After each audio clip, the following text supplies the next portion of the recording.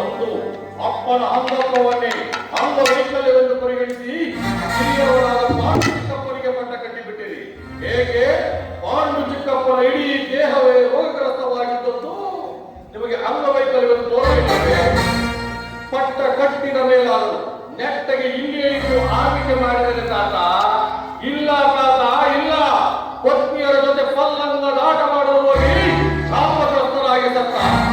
ಈಗ ಆ ಪಾಂಡು ಕುಮಾರನ ಮೇಲೆ ಅಪ್ಪನಿಲ್ಲ ಎಂಬ ಅನುಕಂಪ ಉಕ್ಕಿ ಅವರ ಪರವಹಿಸಿ ಮಾತನಾಡುತ್ತಿದ್ದೀರಿ. ಆಗ ಅನುಕಂಪದಿಂದ ಒಂದು ಸಾಮ್ರಾಜ್ಯವನ್ನು ಮುನ್ನಡೆಸಲು ಸಾಧ್ಯವಿಲ್ಲ. ಅದು ಅರಸತ್ವದ ಗುಣಗಳಿಂದ ಮಾತ್ರ ಸಾಧ್ಯ. ಆ ನಿಮ್ಮ ಪಾಂಡವರು ಅರಸತ್ವದ ಗುಣಗಳಿಲ್ಲದ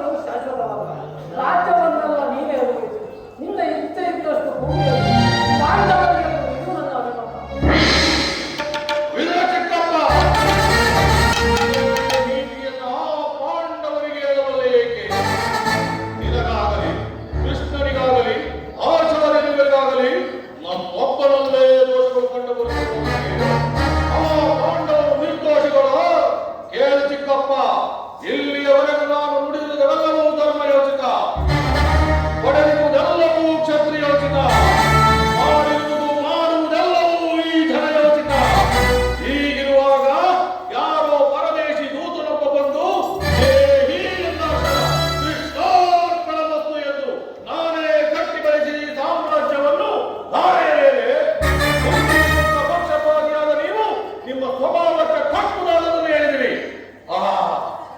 ಮಹಾನುಭಾವನಾದ ಕೃಷ್ಣ, ನಿನ್ನ ದೌತ್ಯ ಕಾರ್ಯವನ್ನು ಬಹು ಶ್ಲಾಘನೀಯವಾಗಿ ವಿವರಿಸಿದೆ. ನಿನ್ನ ಕುತಂತ್ರಗಳು ಕುಟಿಲಗಳು ನನಗೆ ತಿಳಿಯಲೆಂದು ಭಾವಿಸಿದೆಯಾ? ಕುರು ಪಾಂಡವರ ಮಧ್ಯೆ ದಾಯಾದಿ ಮತ್ಸರಕ್ಕೆ ಬೆಂಕಿ ಹಚ್ಚಿದವರು ನೀನೇ. ಅದಕ್ಕೆ ನೇರ ಕಾರಣ ನೀನೇ. ಬಂಧುಗಳ ಮಧ್ಯೆ ಬಂದ ದ್ವೇಷವನ್ನು ತಂದಿಟ್ಟು ತಮಾಷೆ ಮಾಡುವುದು ನಿನ್ನ ಜಾಯಮಾನಕ್ಕೆ ತಂದ ಸಂಪ್ರದಾಯ. ನೀನು ಕಾಲಿಟ್ಟರೆ ಕುಹಕ, ಕೈಯಿಟ್ಟರೆ ಕುತಂತ್ರ, ಕಣ್ಣಿಟ್ಟರೆ ಕಪಟ, ಮರವಿಟ್ಟರೆ ಕೃಷ್ಣ. ನೀನು ರಾಯಭಾರಿಯಾಗಿ ಮಾತ್ರ ಬಂದಿದ್ದರೆ ನಿನಗೆ ನಾನು ಅಭಾರಿಯಾಗಿರುತ್ತಿದ್ದೆ. ಆದರೆ ಬಂದವನು ಭಲೆ ಭಲೆ ಭುಜ ಕಟ್ಟಿ ಬೆನ್ನಲ್ಲಿ ಮಹಾಮಾಯಾವಿ ಮಾಂತ್ರಿಕ ಯಕ್ಷಿಗಾರ ನೀನು. ಈಗೆಲ್ಲವೂ ನಿನ್ನ ಹುಟ್ಟು ಗುಣಗಳೇ ಸರಿ. ಕೃಷ್ಣ, ನೀನು ಕೂಡ ನನ್ನಂತೆಯೇ ದ್ವಾರಕಾನಗರವನ್ನು ಅರಸನಾಗಿ ಆಳಿದವನು. ಅಂತಹ ನಿನಗಾಗಲಿ ರಾಜ್ಯಾಕಾಂಕ್ಷೆಯನ್ನು ಹೊಂದಿರುವ ಪಾಂಡವರಿಗಾಗಲಿ ರಾಜಧರ್ಮದ ಕೊಂಚ ಹರಿವು ಇಲ್ಲವೇ ಕೃಷ್ಣ?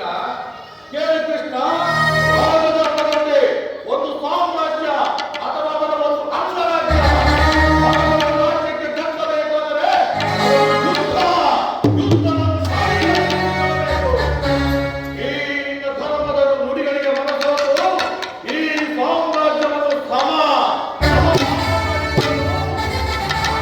ಈ ಸಾಮ್ರಾಜ್ಯದ ಸಾಮಾನ್ಯ ಪ್ರಜೆಯನ್ನು ಕೊಡೆಯಲು ಕೃಷ್ಣ. ಈ ಸಾಮ್ರಾಜ್ಯವನ್ನು ಮುನ್ನಡೆಸುತ್ತಿರುವ ಯುವರಾಜ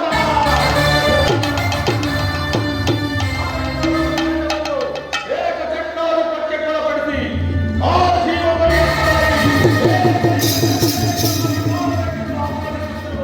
ಮುಂದಿನ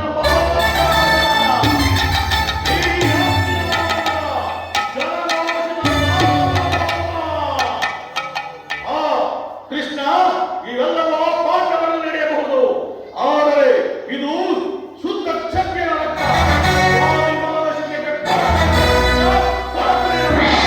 ಆ ಪಾಂಡವರು ಗಂಡುಗಳಿಗೆ ಆಗಿದ್ದಲ್ಲಿ ಅವರು ನಮ್ಮೊಳಗೆ ರಾಜಧರ್ಮದಂತೆ ಯುದ್ಧ ಯುದ್ಧ ಮಾಡಿಕೊಳ್ಳದೆ ಇಲ್ಲವಾದರೆ ಸಾಲ ದುಶ್ಯಾಸನ.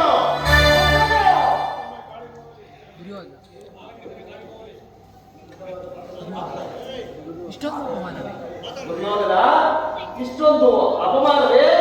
ಇದು ನಿನ್ನ ದುರಂಕಾರ.